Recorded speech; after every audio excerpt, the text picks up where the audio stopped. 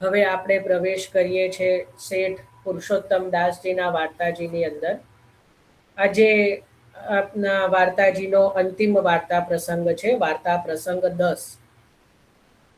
થોડાક આપણે 2 દિવસ મોડા પડ્યા છીએ આ પ્રસંગમાં, કારણ કે આની અંદર બેંગન દસમીની લીલાનું નિરૂપણ છે, બેંગનનું પણ વર્ણન છે અને 10મી પણ વાર્તા પ્રસંગ છે. 10મો પ્રસંગ એ 10મી નિરૂપણ છે, 10મીનો ભાવ છે અને બેંગનની લીલા છે, એટલે બેંગન દસમી ત્યાં સ્પષ્ટ થઈ જાય છે.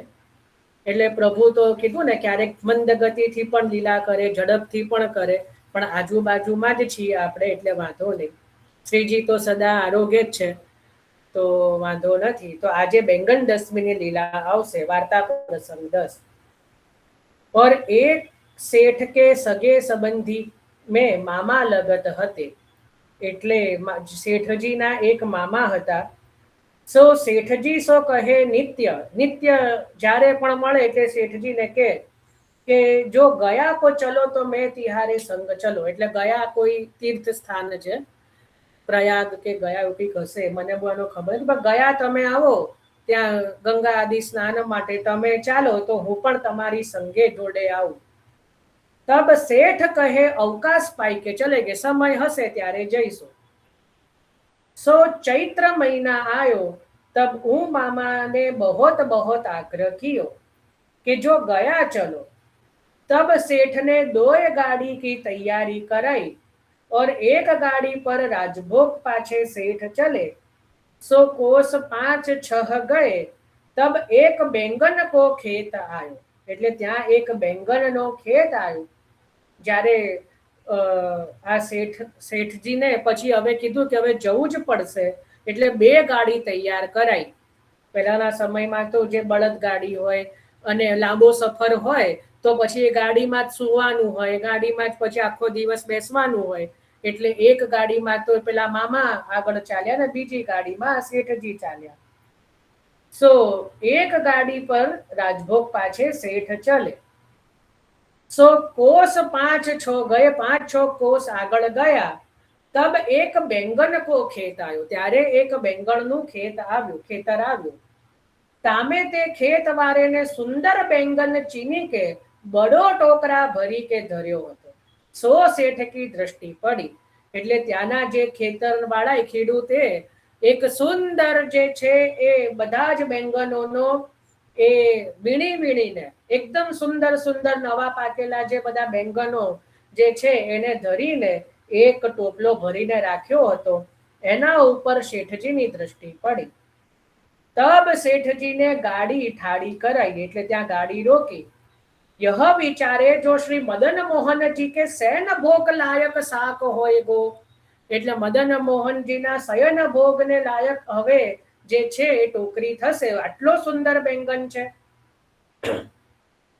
તબ વાસો કહે. એટલે શેઠજીએ પેલા ખેડૂતને કીધું, યહ બેંગન કો કહા લેંગો. આ બેંગનના કેટલા રૂપિયા લઈશ?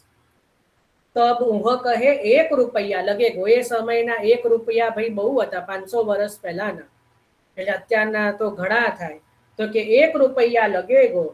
તો શેઠજી જે છે એ બાર્ગેનિંગ કરવા ના રહ્યા, કારણ કે સુંદર સામગ્રી છે ને, આપણે હોઈએ તો ના 1 રૂપિયો તો હોતો હશે, આ તો જે છે 25 પૈસામાં, બીજો તો બાજુવાળો તો 50 પૈસામાં આપે છે, 25 પૈસામાં આપે છે, એવું બાર્ગેનિંગ ન કર્યું, કારણ કે પ્રભુને લાયક સામગ્રી છે. એટલે જે કીધું એ રૂપિયા લગે ગો તો રૂપિયા આપ્યા.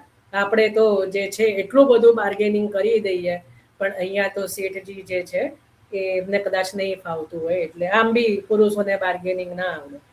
એટલે કે 1 રૂપિયા લગે ગો. તબ શેઠને રૂપિયા દે બેંગન સબ ગાડી મેં ધરી. ગાડી વાંસો કહે બેગી ગાડી પાછે કો ઘર કો હાક. એટલે ફટાફટ જે છે ગાડી પાછી લે અને ઘરે લઈ જા. તાકો 1 રૂપિયા દેવું. એને 1 રૂપિયો આપ્યો પેલા ગાડી વાળાને. સારું જ શેઠજીને ઘરે સંભળાવવા વાળું કોઈ હતું નહીં, નહીતર તો કે આજ પછી હવે તમારે નથી જવાનું, તમને ના ખબર પડે, તમે અહીંયા 1 રૂપિયો આપ્યો ને ત્યાં 1 રૂપિયો આપ્યો, બરાબર, હવેથી હું જ જઈશ, બરાબર, તો ક્યાં તો મને જોડે રાખવાની, એવું.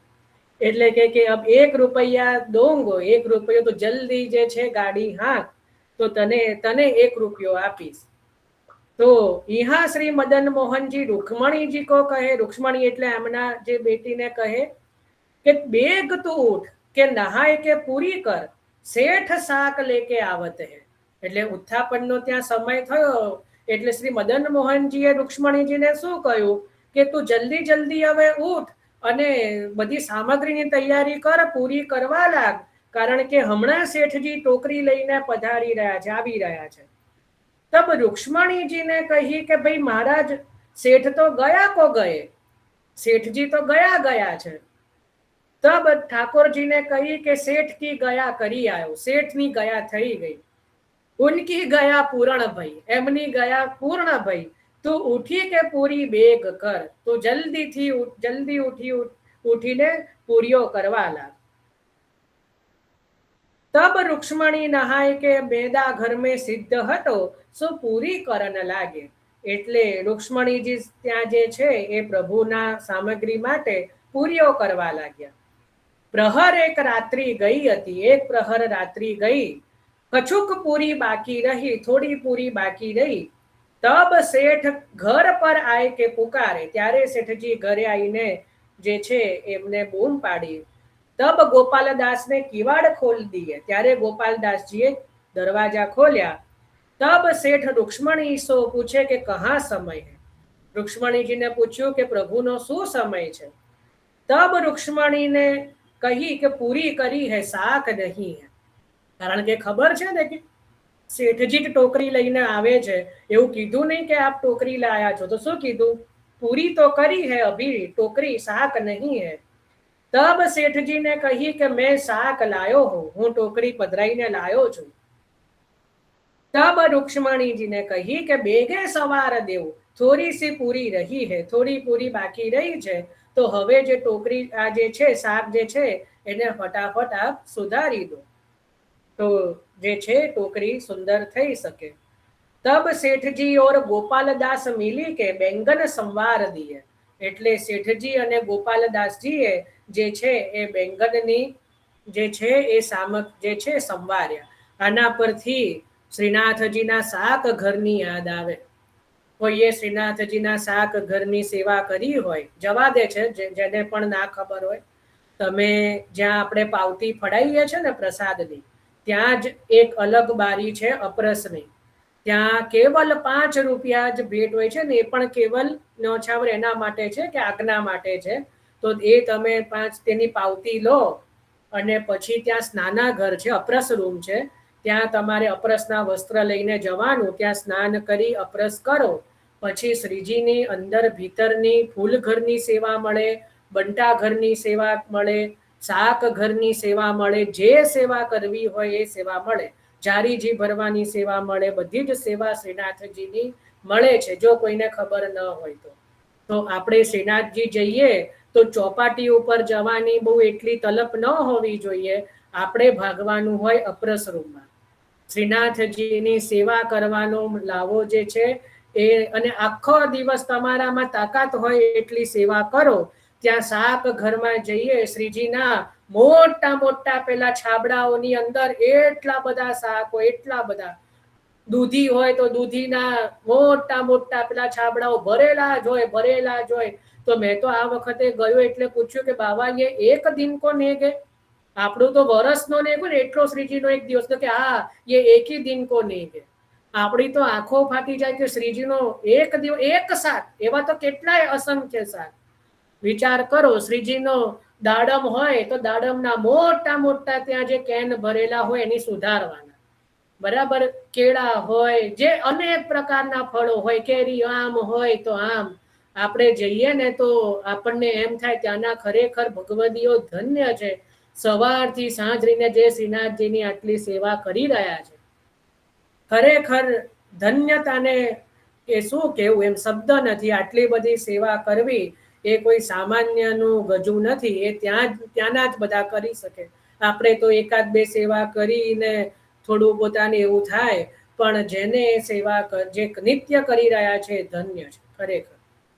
તો અહીંયા પણ આ વિચાર આવ્યો કે જ્યારે આટલા બધા છાબડું ભરીને, મોટું છાબડું ભરીને આપણી જેમ નહીં કે હવે ચલો આટલી આજે કરીએ, કાલે પછી ફ્રીજમાં મૂકી દઈએ, બીજી કાલે કરીશું, બીજી શાક ટોકરી કાલે સંભાળીશું.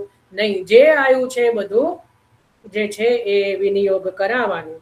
તો અહીંયા પણ જે છે ગોપાલદાસ અને જે શેઠજી જે છે એ બેંગન સવારી દે, એટલે બેંગન સુધારી દીધા.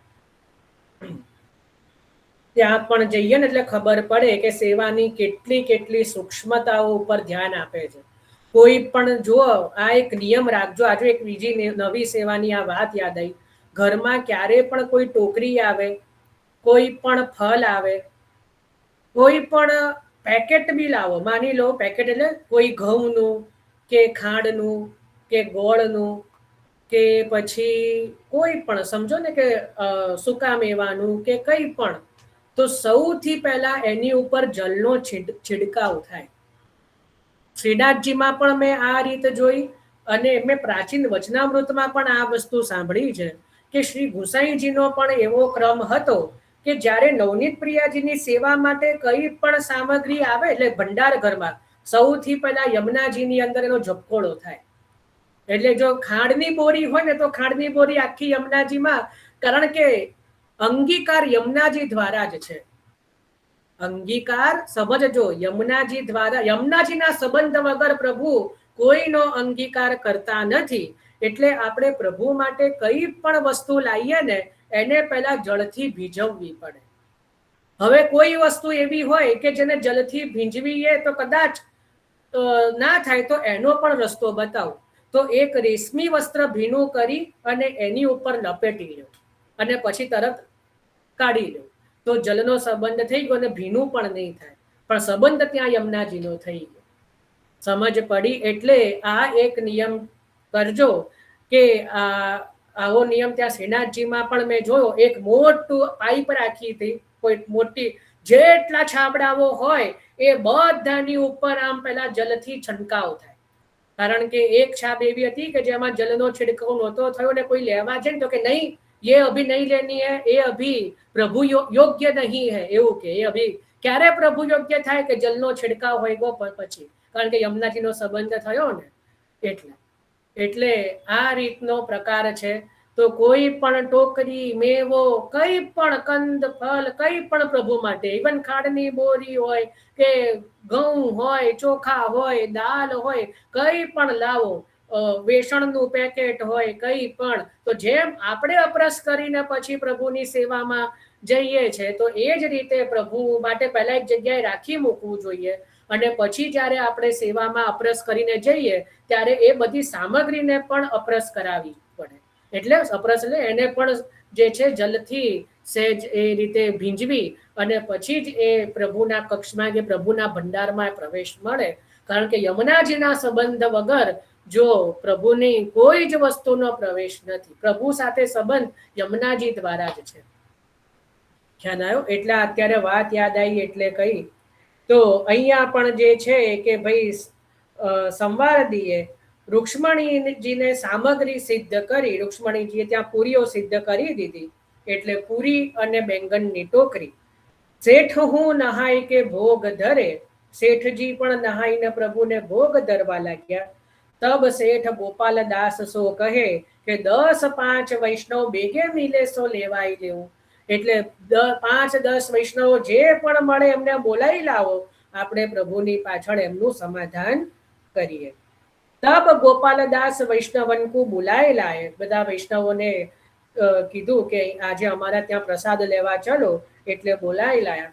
इतने समय भयो भोग सराय, सैन आरती करी ठाकुर जी को पोढ़ाए, और अनोसर कराई वैष्णवंशो मिली के महाप्रसाद लिए. એટલે વૈષ્ણવોને મહાપ્રસાદ લેવરાયો અને પછી પોતે પણ લીધો. પાછે ઊંઘ મામા કછુક દિન મેં ગયા કરી આવ્યો, કારણ કે એ મામાની ગાડું તો આગળ જતું રહ્યું હતું, એટલે એ એકલા જ છે ગયા પહોંચ્યા અને પછી તો એ ગયા કરીને પાછા આવ્યા. એટલે કહ્યો કે તુમ પાછે તે ક્યાં ફેરી આય, તમે ક્યાંથી ફરી ગયા, કઈ રીતે કેમ ફરી ગયા? तब सेठ ने कही કે મોકો કહા પૂછત હો, મેરે ઘર में तो કછું કામ હતો તાતે ફેરી આવ્યો. જો અહીંયા પણ ફરી આપણે જોયું તો ઠાકોરજી માટે કામ હતું, એટલે શું કીધું? ઘર કો કામ હતો. વિચાર કરો, આપણે પણ પેલું ગૌશાળામાં ગાયની સેવા કરતા હતા ત્યાં પણ શું કીધું? ઘરકો કામ હતો.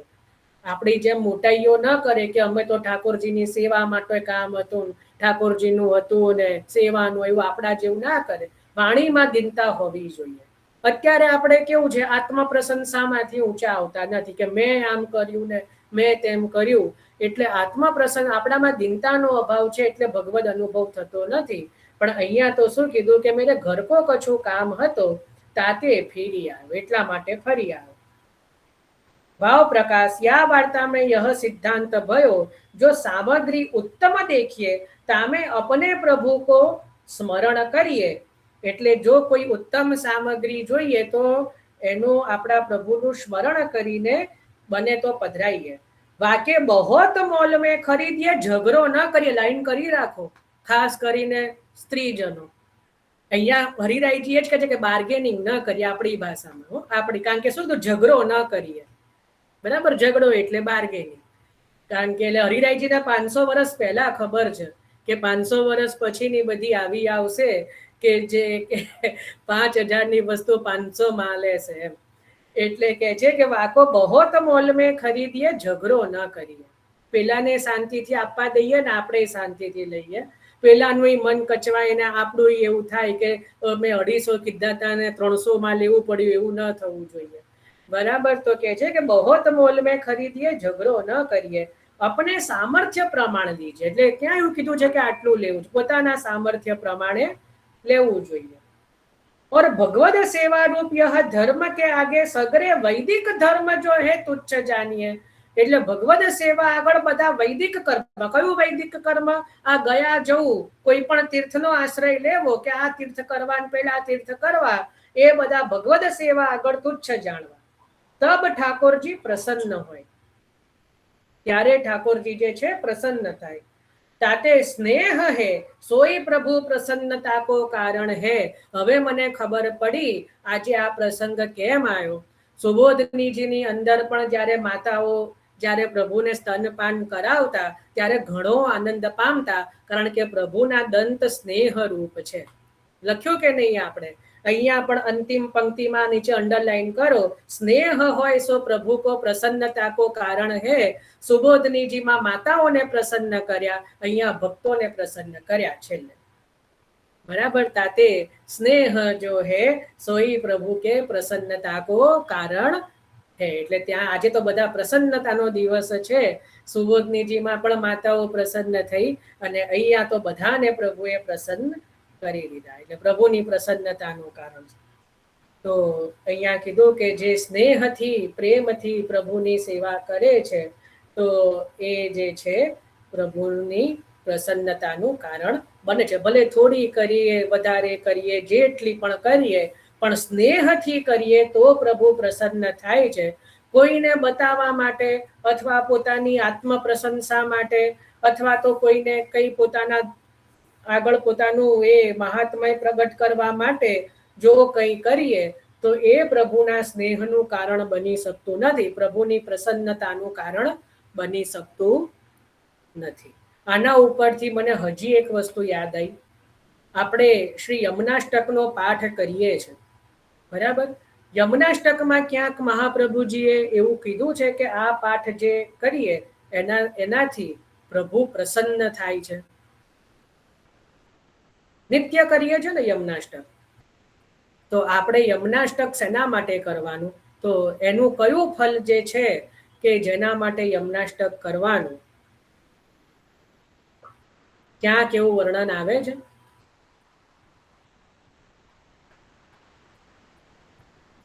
બોલો જાગૃતિ બેન, બોલો. અવાજ નથી આવતો. સકલ સિદ્ધિ. જાગૃતિ બેન ને પૂછો, વિચાર ન કરો. અવાજ નથી આવતો આજે. આજે ખબર નહીં અવાજ નથી આવ્યો. દીપક ભાઈએ મ્યુટ કરી દીધા ને?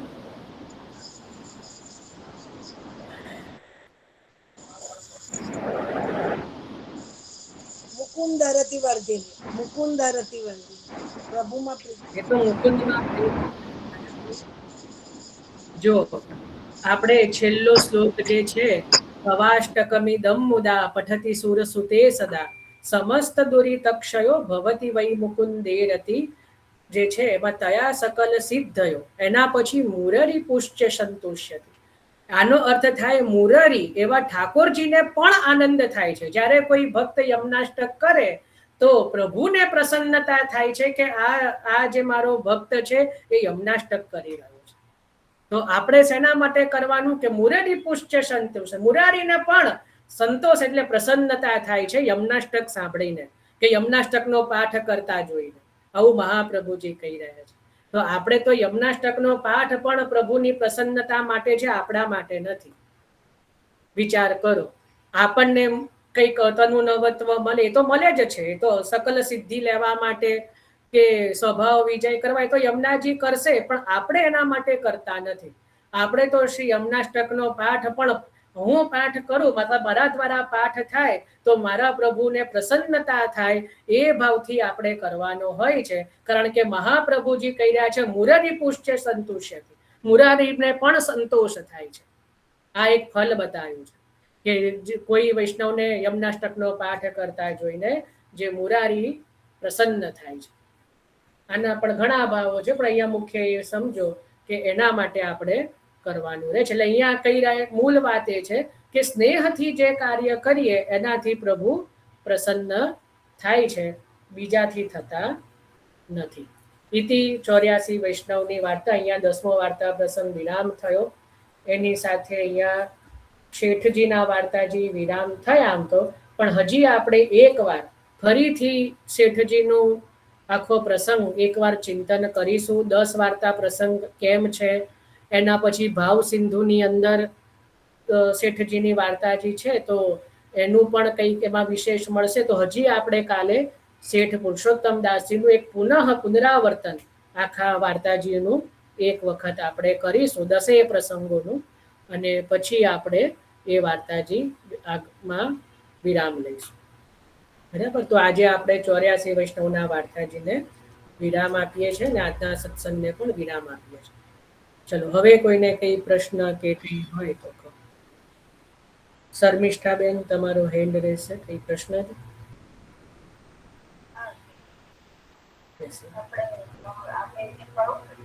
અવાજ બહુ ઓછો આવે.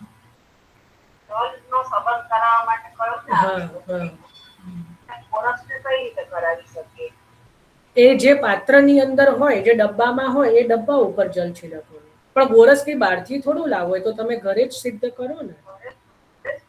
હા, તો જે બહારથી જે વસ્તુ લાવીએ ને એને સંબંધ કરાવવાનું.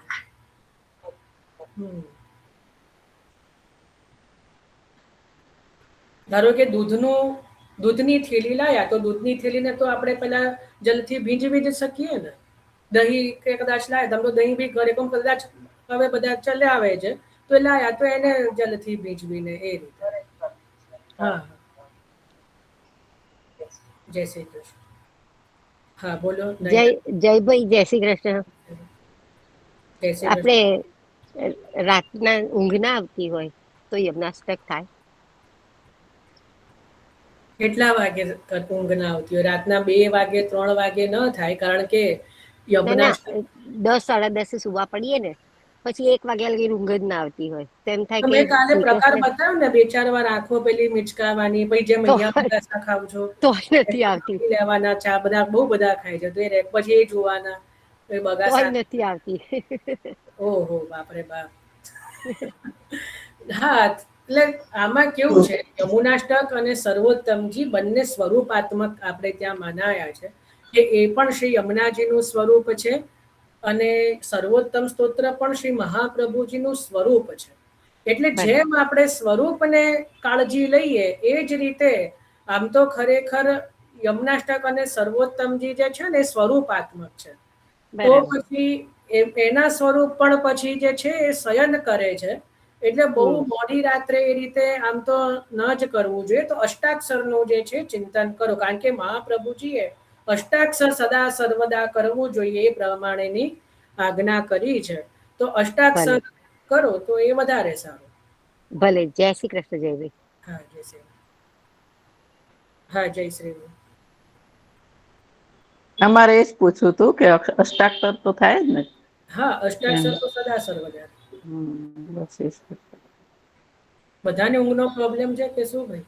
હા, અમારે છે. અરે બાપા. હા, બોલો કીર્તિબેન. જય શ્રી કૃષ્ણ. મારે હિંડોળાને લગતું પૂછ્યું તું, પૂછી શકું છું? હા, બોલો બોલો. આપણે હિંડોળામાં પ્રભુને ઝુલાવવું હોય તો શણગાર પછી ઝુલાવાના કે રાજભોગ પછી ઝુલાવાના? કારણ કે મારે સવાર લગીની સેવા છે. તો સવારની સેવા હોય તો ઠાકોરજીને રાજભોગનો ક્રમ થઈ જાય. રાજભોગ આરોગી લે પ્રભુ, રાજભોગ સરી જાય. એના પછી રાજભોગ આરતીને જે તમે ભાવના કરતા હો એ કર્યા પછી ઠાકોરજીને હિંડોળામાં પધરાવાના અને પછી હિંડોળાના 4 પદ બોલી કે જોઈએ આપણે જે રીતે કરતા, આમ તો 4 પદનો ક્રમ હોય અને એના પછી ઠાકોરજીને પોરાડવાના, એ રીતનો ક્રમ તો હોય. ખીલોના પછી આપું કે ખીલોના પછી ખીલોના પહેલા, રાજભોગ પછી ખીલોના આવે. રોજ રાજભોગનો રાજભોગ બધો ક્રમ રાજભોગ નિત્યનો બધો ક્રમ થઈ જાય ને રોજનો, એના હા પછી પોરાડતા પહેલા ઠાકોરજીને આ જે કહેવાય ગાદી સહિત જો તમે અનુકૂળતા હોય તો એ રીતે, પણ જે રીતે તમે પધરાવતા હોય એ રીતે ત્યાં પહેલા પછી હિંડોળામાં પધરાવાના અને પછી ઠાકોરજી પોળે. એટલે ખીલોના પછી હિંડોળામાં રાખવું ને? આટલું તો કહું છું, રાજભોગનો ક્રમ થઈ જાય પછી હિંડોળાનો ક્રમ થાય. ખીલોના પહેલા, હિંડોળા હંમેશા રાજભોગમાં પ્રભુની સન્મુખ આવે. ઓકે, હા ઠીક છે, ઠીક. હા, જય શ્રી ઠાકોરજી કૃષ્ણ. રાજભોગ આરોગી ને પછી હા ખંડપાઠ લાગે, ખીલોના આવે. હા પછી પ્રભુની સન્મુખ તમે કૃષ્ણાશ્રયનો, જો આમ તો ખરેખર કૃષ્ણાશ્રયનો પાઠ થાય, એ હા પાઠ કર્યા પછી હા કીર્તનને જો ક્રમ બોલતા હો તો હા એ હા બધું પ્રભુને દર્પણ બતાવાય, ફૂલના માલાજી જો કર્યો તો માલાજી ધરાવવાનો ક્રમ હોય. તો એ હા બધો ક્રમ થઈ જાય એના હા પછી પ્રભુને ઈંડોળામાં પધરાવાના. અચ્છા, ઠીક છે. મને એ જ કન્ફ્યુઝ હતું કે શણગાર પછી આવે કે રાજભોગ પછી આવે, એમ સવારની સેવા હોય તો એમ. રાજભોગ કોઈ પછી. કે શણગાર પછી આવે, કોઈ કે રાજભોગ પછી આવે, એટલે એ જરા કન્ફ્યુઝ થઈ ગયું હતું ના, એમ. આ જ ક્રમ છે. હવે જુઓ, હા હવે મ્યુટ કરી દો, વાંધો નહીં. હવે હા એક હા વિશેષ ક્રમ બતાવી રહ્યો છું કે હવે આ તો જેને અષ્ટાયામ સેવ હોય ને એની વાત છે કે ઠાકોરજી ક્યારેક ક્યારેક મંગલામાં પણ ઝૂલે અને ક્યારેક ક્યારેક શૃંગારમાં પણ ઝૂલે. પણ એક કદાચિત ક્યારેકનો છે કે ક્યારેક પ્રભુને જે આપણા ઘરની રીત હોય ને, તો તમે જોજો જ્યારે બહુ મોટા મનોરથોમાં બહુ મોટો એવો હિંડોલો સજાયો હોય ને, ત્યારે પ્રભુ બીજા દિવસે મંગલ ભોગ હિંડોળામાં આરોગે. હિંડોળામાં જ મંગળ ભોગ આવ્યો. ઠાકોર જો આપણે ત્યાં એવી અનુકૂળતા હોય તો મંગલ ભોગ જે છે હિંડોળામાં આરોગે. પણ એવું આખા 30 દિવસમાં 1 કે 2 વાર જ હોય, નિત્ય નહીં. એ જ રીતે ક્યારેક એકાદ વાર જે છે શૃંગારમાં પણ શૃંગાર પછી ઝૂલે, પણ એ ક્રમ પણ જે છે એક જ વાર. અમારે ત્યાં ઠકરાણી ત્રીજ પછી જે રવિવાર આવે ને, ત્યારે અમારે ત્યાં શૃંગારમાં હિંડોળે પ્રભુ ઝૂલે છે, પણ એ એક જ વાર ઝૂલે. બરાબર, આખા 30 દિવસમાં. એટલે શૃંગારમાં પણ ઝૂલે છે, મંગલામાં પણ ઝૂલે છે, પણ એ નિત્યનો ક્રમ નથી. એ ક્યારેક એકાદ 2 વાર જ જે છે એ રીતે ઝૂલે છે. એટલે આપણે તો આ જ રીતે ક્રમ કરવો, નિત્ય રાજભોગ પછી ઠાકોરજીને જો સવારની સેવા હોય તો હિંડોલામાં પધરાઈ અને પછી હિંડોલાનો ક્રમ કરી. હવે જો હિંડોળા ઝુલાવાની પણ એક રીત બતાવી દો. આજે વાત નીકળી છે ને, તો હિંડોલામાં છે ને 4 કીર્તનનો ક્રમ થાય. 4 કીર્તન. એમાં યાદ રાખજો, પહેલા 3 કીર્તન જ્યારે થાય ને, ત્યારે છાપ આવે ને, જ્યારે પ્રભુને કીર્તનની છાપ આવે ત્યારે આપણે હિંડોળો નહીં ઝુલાવાનો. ત્યારે આપણે આમ ઝુલાવાય, જ્યારે પણ પ્રભુનું આપણે પદ ગાતા હોઈએ કે કોઈ બીજું ગાતું હોય તો ઝુલાવાય. પણ જેવી છાપ આવે, છાપ એટલે સમજો છો ને કે જેને રચ્યું છે એનું નામ જ્યારે છાપ આવે ત્યારે આપણે નહીં ઝુલાવાનું. પણ જ્યારે ચોથું પદ ગમાય ને, ત્યારે છાપ આવે ત્યારે અવશ્ય ઝુલાવાનું, ચોથા પદમાં. હવે આનો ભાવ શું છે? ઠાકોરજીને 4 સ્વામિનીજીઓ હિંડોળા ઝુલાવે છે નિકુંજમાં, કે લીલામાં 4 સ્વામિનીજીઓ ઝુલાવે છે. તો જ્યારે 3 પદની છાપ આવે, પહેલા 3, તો પહેલા પદમાં સ્વામિનીજી ઝુલાવે છે, બીજા પદમાં શ્રુતિરૂપા સ્વામિનીજી ઝુલાવે છે, ને ત્રીજા પદમાં છાપ આવે ત્યારે કુમારિકાજી ઝુલાવે છે. એટલે એ પોતાની સેવા છોડે નહીં. પણ જ્યારે ચોથું પદમાં એ યમુનાજી છે, યમુનાજી બહુ કૃપાળુ છે.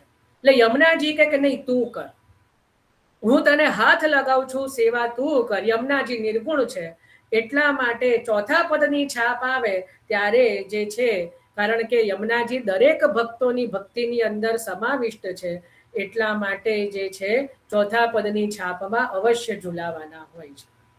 આ એક ક્રમ છે, જેને ખબર હોય એને ખબર હોય, ન ખબર હોય તો આ રીતે એ 4 પદનો ક્રમ હિંડોળાની અંદર નિત્ય કરવાનો હોય છે.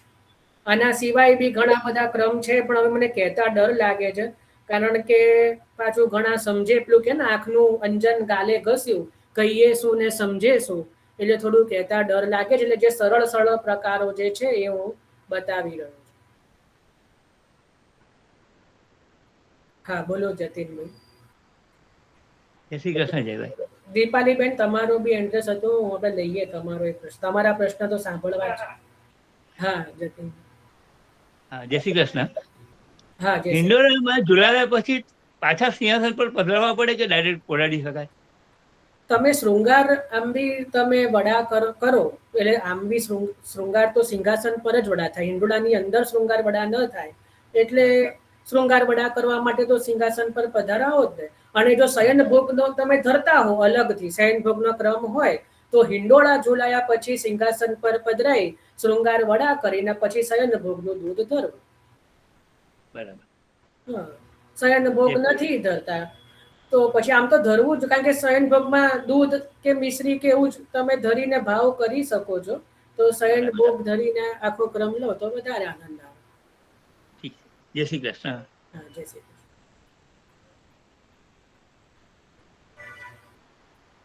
હજી હિંડોળાનો ચલો એક બીજી વાત કહી દઉં છું. આમ તો પછી કહેવાની જ હતી, પણ હવે વાત નીકળી છે તો કહી જ દઈએ. પહેલો દિવસ જ્યારે હિંડોળા બિરાજવાનો હોય હદિવાસન, હા એમાં પણ એક રીત છે.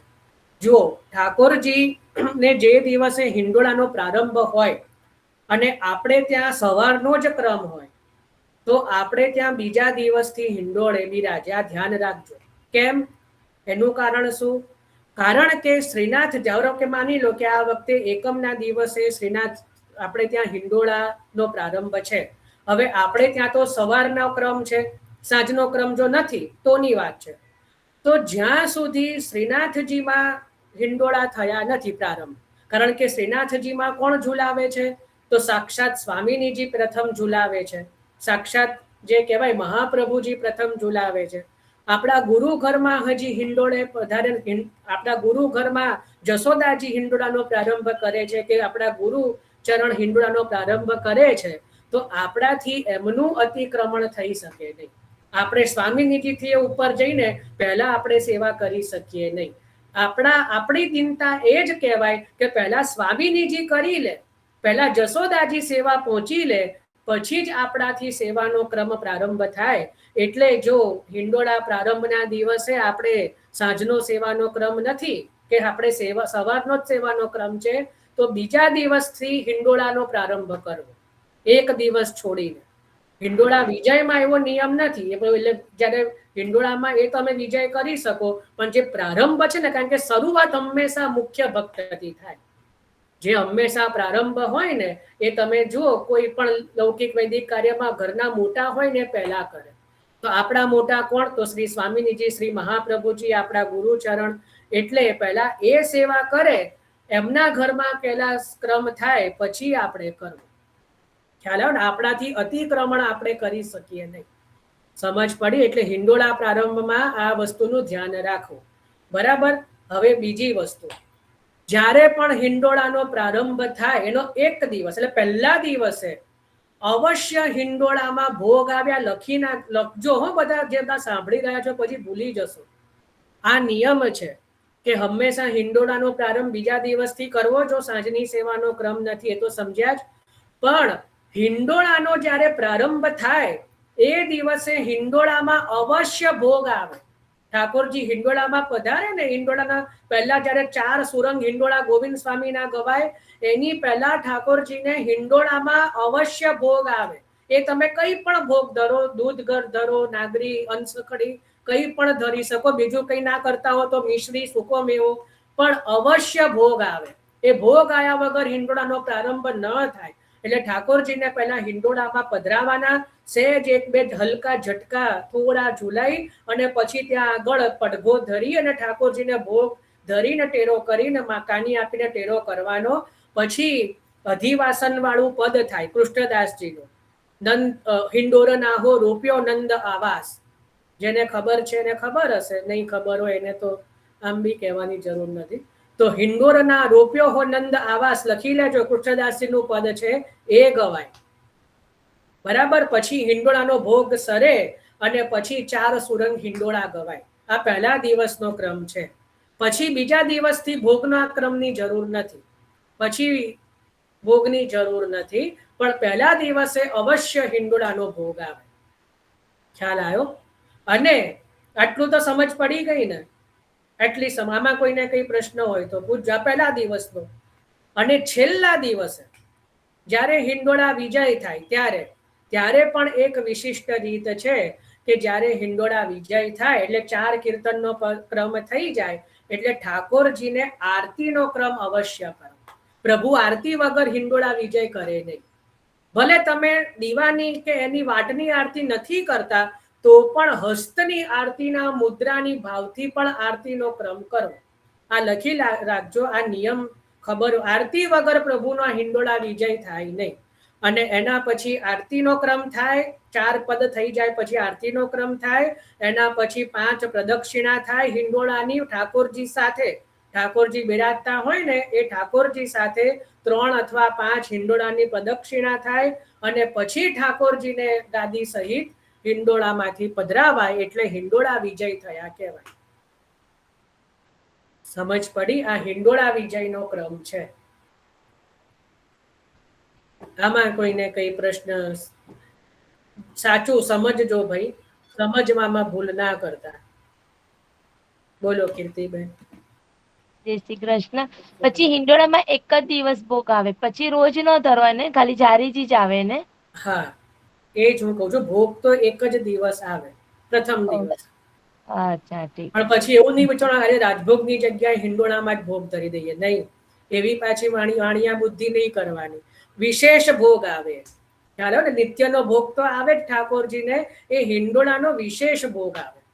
એટલે પાછા ઘણા વાણિયા બુદ્ધિ કરે કે આજે તો સીધું ઠાકોરજીને રાજભોગની જગ્યાએ સીધું હિંડોળામાં જ ભોગ ધરી દઈએ. એવું નહીં. વિશેષ એમાં દૂધ ફ્રૂટ કાંઈ બી ચાલે ને? કંઈ પણ ધરી શકો. એ આપને જે પ્રમાણેની આજ્ઞા હોય, અનસખડી સુધીની હોય તો અનસખડી આવે, નહીતર જો દૂધઘરની આજ્ઞા હોય તો દૂધઘર નાગરી જે પણ તમે ધરતા હો એ વિશેષ આવે. ના, હું સખડી ધરું છું એટલે પૂછું છું કે તો અનસખડીની સામગ્રી ભોગમાં આવે. અચ્છા, જય શ્રી કૃષ્ણ. હા, બોલો દીપક. જય શ્રી કૃષ્ણ જયભાઈ. એક મિનિટ, દીપાલી બેન બોલો. જય શ્રી કૃષ્ણ. હા, બોલો બોલો દીપાલી બેન. હા, મારે આ બેંગનનો પ્રસંગ આવ્યો ને એના પરથી મને એક પ્રશ્ન થયો કે એવું મેં અમુક એમાં વાંચેલું છે કે પહેલા બેંગન ધરાતા જ નહોતા આપણા એમાં, અને શ્રી મહાપ્રભુજીને શ્રી જગન્નાથજીની આજ્ઞા થઈ પછી બેંગન ધરવાના શરૂ કર્યા. એટલે મને એ પ્રશ્ન થયો કે કઈ પરિક્રમા વખતે શ્રી મહાપ્રભુ જગન્નાથપુરી પધાર્યા હશે, એટલે આ પ્રસંગ બી એના પછીનો જ. હા, એટલે એના પછીનો. એટલે એવું, કારણ કે મહાપ્રભુજી તો કાશી વારંવાર પધારતા અને પુરુષોત્તમ દાસજીના ઘરે જ ઉતરતા એ વર્ણન મળે છે. એટલે જ્યારે જગન્નાથજીએ 3 આજ્ઞા કરી કે આપને ત્યાં પણ રથયાત્રાનો ઉત્સવ થાય, આપને ત્યાં ડોલ ઉત્સવ અમારા વત થાય, એટલે ડોલ ઉત્સવ પણ જગન્નાથજીથી જ આવ્યો છે. કારણ કે જગન્નાથજીમાં પણ ડોલ ઉત્સવ થાય છે. એટલે આપણે ત્યાં રથયાત્રાનો ઉત્સવ થાય, ડોલનો ઉત્સવ થાય. અને રીંગણ નહીં આરોગવાની એવું નહોતું, એવું કીધું કે શ્રીજી 12 માસ રીંગણ આરોગે, એ આજ્ઞાથી. રીંગણ તો આરોગાવતા હતા જ, પણ ચાતુર્માસના 4 મહિના શ્રીજીને પણ રીંગણ બંધ રહેતા હતા. પણ જગન્નાથજી એવું કીધું કે હમકુ બેંગન 12 માસ આવે છે તો શ્રીજી હું 12 માસ રીંગણ આરોગે. એવો ત્યાં આજ્ઞા છે. એવું નથી કે આપ રીંગણ ધરો, રીંગણ તો ધરાતા હતા. જે અમુક મેસેજ પડે છે એમાં એવું લખેલું હતું કે જો પહેલા મેં મહાપ્રભુ કીધું કે શાસ્ત્રમાં નીચે જ છે તો આપ આરોગો છો. जगन्नाथ जी ने हाँ, ये बात हमको सही है सर। बहुत प्रिय है, इसलिए आप भी व्यंजन आरोગાओ. હા એટલે કે શાસ્ત્રની આજ્ઞા અને બંનેનું ગુરુ આજ્ઞા એટલે ઠાકોરજીની આજ્ઞાનું બંનેનું પાલન કરવાના લીધે એમને રીંગણને ભોગમાં લીધા, પણ ચાતુર્માસ અને દર તેરસે એમ નિષેધ રાખ્યા છે. હા એ બરાબર છે, પણ શ્રીજીમાં તો 12 માસ આવે છે. શ્રીજીમાં એવો કોઈ તિથિનો કે કોઈ મહિનાનો કોઈ એવો નિયમ નથી. શ્રીનાથજીમાં તો 12 માસ આવે છે, એ જગન્નાથજીની આજ્ઞાથી. હા, એટલે શ્રીનાથજીમાં 12 માસ છે, પણ બાકી સાતો ઘરોમાં 4 માસ. હા હા એટલે પછી એવું થયું કે આ પ્રસંગ જે આવ્યો મદન મોહનજીનો એના આજ્ઞા પછીનો જ પ્રસંગ હશે. હા, પણ હું એમ કહું છું, જગન્નાથજીએ જે આજ્ઞા કરી ને એ શ્રીજીને 12 માસ બેંગન ધરવા માટે કરી, નહીં કે આ પુષ્ટિ માર્ગમાં બેંગન ધરો એવી આજ્ઞા નથી કરી. બેંગન તો આવતા જ હતા, પણ શ્રીજીને જે ચાતુર્માસમાં બેંગન નહોતા આવતા એટલા માટે શ્રી જગન્નાથજી આજ્ઞા કરી કે હમકુ હું બેંગન અતિ પ્રિય है, तो श्रीजी को હું 12 हम હું 12 માસ બેંગન આરોગત है, तो श्रीजी હું 12 માસ આરોગત, ऐसो क्रम करो. એવી આજ્ઞા છે. એટલે મેસેજ ખોટો પડતો. જો મેં પહેલા જ કીધું ને કે આપણે વોટ્સઅપ યુનિવર્સિટીના સ્ટુડન્ટ નહીં બનવું, ભલે નીચે ગમે એવા મોટા મોટા નામ લખ્યા હોય, આપણે તો પ્રામાણિક ગ્રંથોમાંથી જ જો, બરાબર ને. આપણે એટલે જ હું વારંવાર કહું છું કે બેઠક ચરિત્ર, ઘરુ વાર્તા, નિજ વાર્તા એ પ્રકારે જે આપણને પ્રાપ્ત થાય છે એમાંથી જ ક્રમ લેવો. તેમાં સ્પષ્ટ વર્ણન છે કે શ્રીજીને 12 માસ બેંગનનો ધરવાનો, છતાં પણ આ પ્રસંગમાં કેવું છે, એમાં મેસેજનો બી વાંક એટલે નથી કે અમુક જગ્યાએ જે તમે કીધું ને એવું પણ ફરતું મળે છે. અમુક જગ્યાએ તો એવું પણ મળે છે કે ગુસાઈજીએ તો બેંગનનો છોડ જ કાઢી નાખ્યો, પછી છોડ રડતો રડતો ગુસાઈજી પાસે એવું એમ કે છોડ રડતો રડતો ગુસાઈજીને વિનંતી કરી કે આપની અંગીકાર કરો તો કોણ કરશે. એટલે આ બધું કેવું છે, હવે ભાવની દ્રષ્ટિએ બરાબર છે, પણ કોઈને કહીએ ને તો કોઈ હશે કે કોઈ છોડ રડતું રડતું બેંગનનો છોડ રડતો રડતો આવે કે મને કેમ કપાઈ નાખ્યો. એટલે કેવું છે કે આ બધા કોઈ પછી આના લીધે માર્ગની નિંદા થાય. ખ્યાલ આવ્યો ને કે ભાઈ આપને ત્યાં તો આવા બધા રમૂજી કિસ્સાઓ છે બધા. એટલે આ કઈ હકીકત નથી, પણ એવું બને કે કદાચ ગુસાઈજીએ કે મહાપ્રભુજીએ બેંગનને નિષેધ કર્યો હોય, પણ જગન્નાથજીએ આજ્ઞા કરી, પણ છતાં પણ કીધું કે ભાઈ બેંગન લેવામાં સાવધાની રાખવી, કારણ કે એનાથી બુદ્ધિ ફરે. આપણે ત્યાં 252 ભગવદગીતાના વાર્તાજીમાં ગુસાઈજીના જ એક ખવાસ કે જેમણે પોતાની સ્વાદ બુદ્ધિથી બેંગન લીધું અને ગુસાઈજીના ઘરેણાનો ડબ્બો લઈને પછી ભાગ્યા. પછી જ્યાં વ્રજની રજ મુખમાં ગઈ અને બધું બેંગન જે છે એ પોતાની જે આપણી ભાષામાં ઉલટી અને સારી ભાષામાં વમન કહેવાય, વમન એટલે ઉલટી થવી. તો એનાથી પછી જ્યારે બધો રેંગન બધો નીકળી ગયો, બધો અંશ એ પ્રસાદ જ હતો, છતાં પણ એનાથી બુદ્ધિ ફરી અને પછી જે કહેવાય કે વ્રજરજ એટલે ચરણામૃત મુખમાં ગયું. એટલે જે છે એટલે પછી જે કહેવાય કે પછી ગુસાઈજીએ કહ્યું કે ભાઈ દેખો બેંગનને અપનો પ્રતાપ દિખાયો. તો આ રીતનો પણ પ્રસંગ મળે છે. એટલે બંને રીતના આપણે એનું વિવેક ચિંતન કરવું જોઈએ. ચલો દીપકભાઈ. જય શ્રી કૃષ્ણ. જય ભાઈ. શ્રી કૃષ્ણ. હવે હિંડોળાની સજાવટ માટે હિંડોળાજીને બીજા રૂમમાં પધરાવી શકાય? હા, હિંડોળા પધરાવી શકાય સજાવટ માટે, એટલે કઈ સજાવટ કરવી. હા હા કરી શકાય. જો આપણે ત્યાં છે ને કદાચ તમે એવું પૂછવા માંગો છો કે હિંડોળાને એક જગ્યાએથી બીજી જગ્યાએ ખસેડી શકાય કે નહીં, કદાચ એવું. હવે જો આપણે ત્યાં છે ને હિંડોળા રોપણીનો પ્રકાર નથી, હિંડોળા અધિવાસન આપણે કરતા નથી. મંદિરમાં તો કેવું હોય, એક નિયમનો હિંડોળો હોય ને એક મનોરથનો હિંડોળો. નિયમનો હિંડોળો એટલે સુરંગ હિંડોળો, બરાબર. એનું અધિવાસન થાય અને એની રોપણી થાય. એટલે એ હિંડોળો જે છે એ બીજે ક્યાંય એને ખસેડાય નહીં અને એમાં જ પછી હિંડોળાનો વિજય થાય. ભાઈ આ ભારતીબેન ભૂટા કરીને જે છે ને, આ તમે 10મું બગાસું ખાધું, એ બી એકદમ જોરથી આ હા બંધ કર દો. મને હું ક્યારનો જોઉં છું, મેં કીધું પછી હું મારા પર કેટલો કંટ્રોલ રાખ. તો હવે જે છે કે ક્યારેક તમે રેકોર્ડિંગ આવે ને તો તમે જોજો, એટલે કોઈ એમનું નહીં, બધાનું કહું છું કે તમને પોતાને કેવું લાગે છે અને તમે વિચારો મારી હાલત કેવી થાય. કારણ મને એવું લાગે કે હું એટલું બધું બોરિંગ થઈ જાય છે, મને એવું ત્યાં એવું લાગે કે ભાઈ આટલી રસમય વાર્તા છે. તો અહીંયા એવો જો આપણે ત્યાં જે છે ને અધિવાસનનો ક્રમ રહેતો નથી, કે રોપણી આપણે ત્યાં હોતી નથી, બરાબર ને. આપણે ત્યાં તો જે છે મનોરથના ભાવથી જ હિંડોળા આપણે કરીએ છીએ. એટલે આપણે હિંડોળાને એક જગ્યાએથી બીજી જગ્યાએ પધરાવવાનું હોય ને તો એમાં ચિંતા કરવી નહીં, કારણ કે એ નિયમ આપણને લાગુ પડતો નથી. ત્યાં તો મંદિરમાં કે પ્રાચીન ઘરોમાં તો કેવો, પહેલા પણ મેં ક્રમ કીધો હતો કે એક જે ટાઇલ્સ હોય ત્યાં નીચ તિબારીની એને ખસેડે ને એટલે ત્યાં અંદર આખું પેલો હોલ હોય, અને હોલમાં આખું હિંડોળો જે છે રોપવામાં આવે, એટલે જ એને હિંડોળા રોપણી કહેવાય. ખ્યાલ આવ્યો ને? હિંડોળા રોપણી કેમ કહેવાય? એટલે હિંડોળાને કઈ ઊભો કરવો અને રોપણી ના કહેવાય.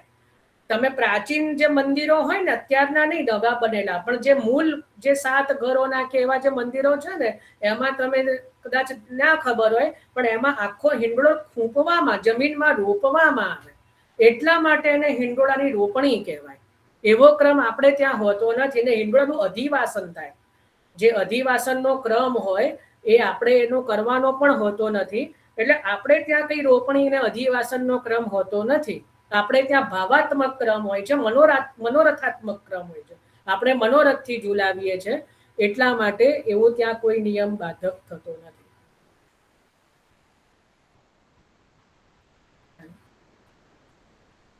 ચલો, બહુ સુંદર ચિંતન થયું.